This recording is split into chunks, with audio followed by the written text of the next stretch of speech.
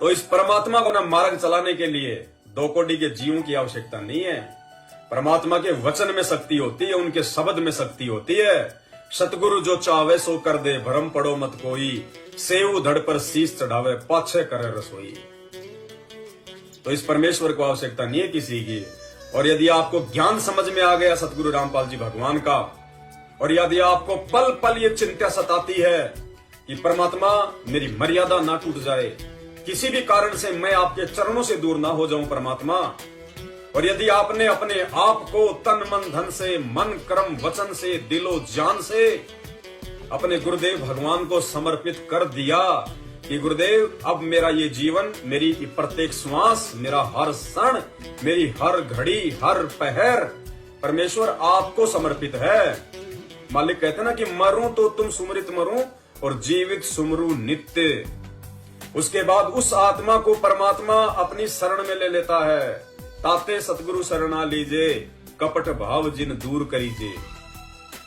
नाम लेने से कोई सतगुरु की शरण में नहीं आता है।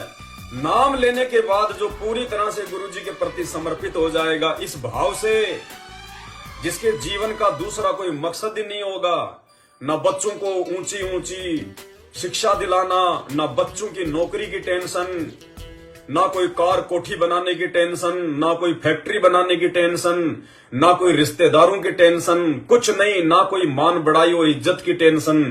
एक ही टेंशन कि परमात्मा के चरणों से दूर ना हो जाऊं। कहते हैं उस दिन आपको परमात्मा असल में अपनी शरण में लेगा।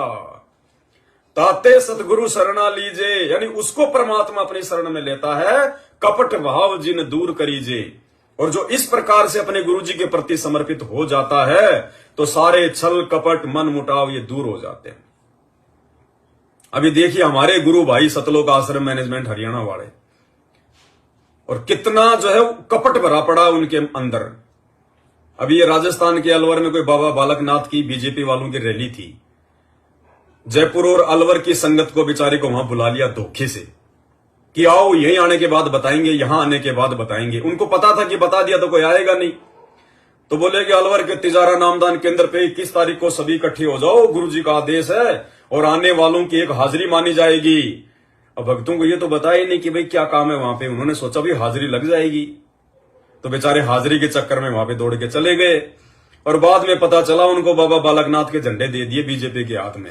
अब वो रोडों पे खा रहे हैं धक्के, वहां पे हाजिरी के चक्कर में चले गए वहां पे। तो ये अपने गुरुजी से ये छल कपट करना होता है, ये छल कपट है। अरे गुरुजी ने कह दिया कि हमें गंदी राजनीति से कोई लेना देना ही नहीं है। हम एक धार्मिक संस्था चलाते हैं, हमारा किसी राजनीति से या राजनीतिक नेता से कोई संबंध नहीं है।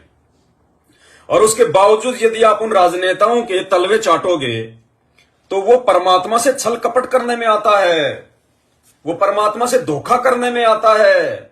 यानी हर वो वचन जो आपके गुरुजी ने आपको दे दिया सत्संग के माध्यम से, उस वचन के विपरीत यदि आप खुद की अज्ञानता से या किसी के कहने से चल रहे हो तो वो अपने गुरुजी के साथ में धोखा करना होता है, गुरुजी के साथ में छल कपट में आता है। इसलिए तो आए दिन इनकी अकाल मौतें हो रही हैं, यही कारण है।